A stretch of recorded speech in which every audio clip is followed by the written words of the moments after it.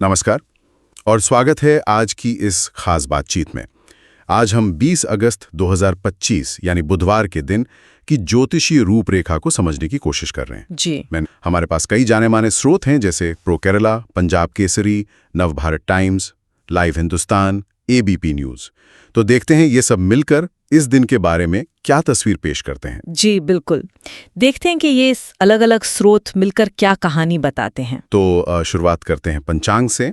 महीना है भाद्रपद, कृष्ण पक्ष, तिथि द्वादशी है, दोपहर 1:45 बजे तक, मतलब 1:58 PM तक। जी। उसके बाद त्रयोदशी शुरू हो जाएगी। हाँ, और द्वादशी के बाद त्रयोदशी का आना, खासकर प्रदोष काल के आसपास, ये महत्वपूर्ण हो जाता है। हाँ बिल्कुल।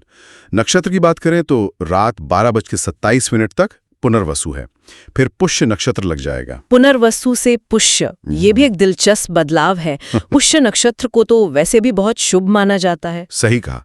योग की बात करें तो शाम 6:13 तक सिद्धि योग है जी। और उसके बाद व्यतिपात योग। करण में तैतिल और फिर गर।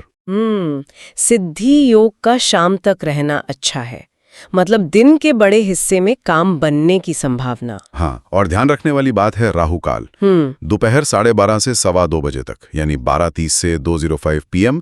इस समय थोड़ा बचना चाहिए नए काम शुरू करने से। और हाँ, इसी दिन बुध प्रदोष व्रत भी है।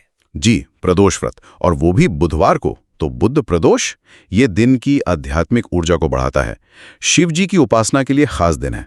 तो पंचांग के ये मुख्य बिंदु हो गए। हाँ। अब आते हैं उस चीज पर जिसका सबको इंतजार रहता है, राशिफल। और यहाँ नवभारत टाइम्स एक बहुत ही खास योग की बात कर रहा है, गज केसरी योग। गज केसरी योग, हाँ, ये तो ज्योतिष में काफी बड़ा और शुभ योग माना जाता है। बिल्कुल। और एनबीटी बता रहा है कि ये बन कैसे रहा है, चंद्रमा बुध की युति से। साथ में त्रिग्रह योग भी है, मतलब 3 ग्रह एक साथ, और समयोग, सिद्धि योग भी। तो ये सब मिलकर क्या कहते हैं, गज केसरी योग बना रहे हैं। ये इसे और शक्तिशाली बना सकता है, खासकर जैसे आपने कहा चंद्रमा बुध की युति, ज्ञान, बुद्धि और संचार के लिए अच्छा। हाँ, और एनबीटी के हिसाब से ये 5 राशियों के लिए खास तौर पर भाग्यशाली रहेगा। वृषभ, मिथुन, कर्क, कन्या और मकर। जैसे वृषभ के लिए कह रहे हैं कि आर्थिक लाभ हो सकता है, करियर में मौके मिल सकते हैं। जी, गज केसरी योग आमतौर पर धन, ज्ञान, मान सम्मान से जुड़ा होता है, और जब इसमें सिद्धि योग जैसे योग जुड़ जाएं, तो ये उन सोचे हुए कामों को पूरा करने में, सफलता दिलाने में और मदद कर सकता है। तो इन 5 राशियों के लिए ये वाकई एक सकारात्मक संकेत लग रहा है। अच्छा, अब एक सवाल मन में आता है। नवभारत टाइम्स तो गज केसरी पर इतना जोर दे रहा है, क्या दूसरे स्रोत जैसे पंजाब केसरी या एबीपी न्यूज वो भी इस योग को हाईलाइट कर रहे हैं, या उनका फोकस कहीं और है? ये बहुत अच्छा सवाल है। देखिए, अक्सर ऐसा होता है कि अलग-अलग ज्योतिषीय स्रोत दिन के विभिन्न पहलुओं को ज्यादा महत्व देते हैं।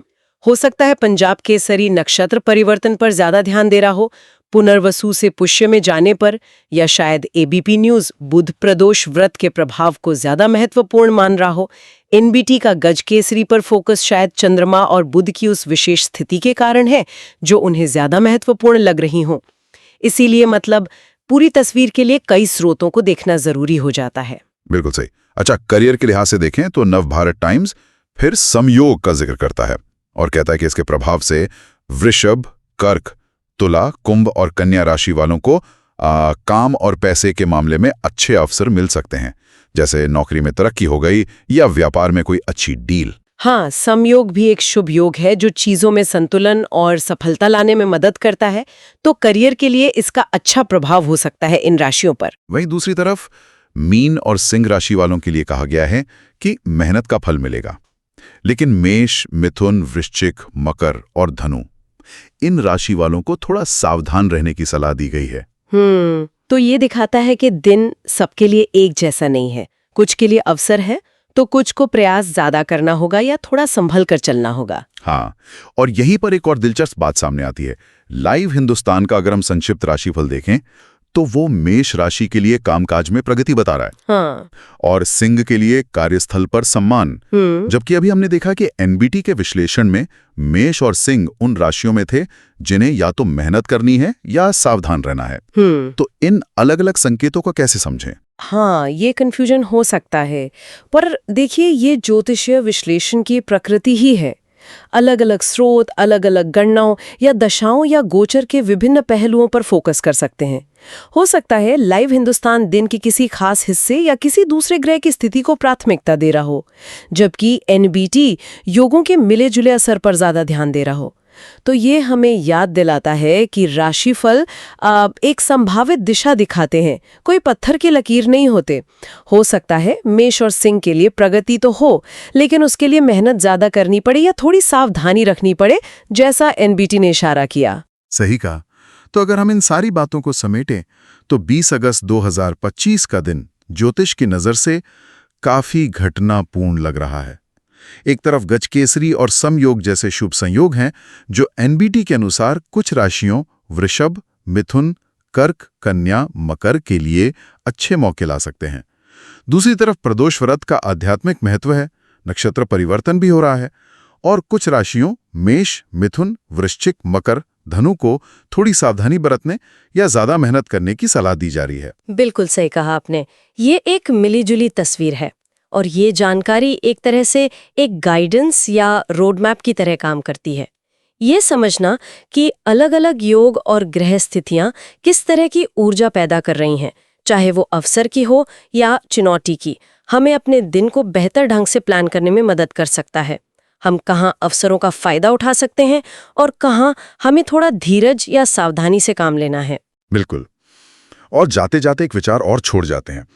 जहां ये सारे योग और राशिफल हमें कुछ संभावनाएं दिखा रहे हैं, वहीं लगभग सभी स्रोत कहीं ना कहीं मेहनत से लाभ या सतर्कता की बात भी कर रहे हैं। तो ये सोचना दिलचस्प है कि इन ज्योतिषीय संकेतों और हमारे अपने कर्मों, हमारे फैसलों के बीच क्या रिश्ता है, कैसे संतुलन बनता है। क्या ये संकेत सिर्फ रास्ते दिखाते हैं या हमारे प्रयास इन संकेतों के प्रभाव को बदल भी सकते हैं? सोचने वाली बात है। हाँ, ये वाकई एक गहरा सवाल है, भाग्य और कर्म का। शायद दोनों साथ साथ चलते हैं। ज्योतिष मार्गदर्शन दे सकता है, पर चलना तो हमें ही पड़ता है।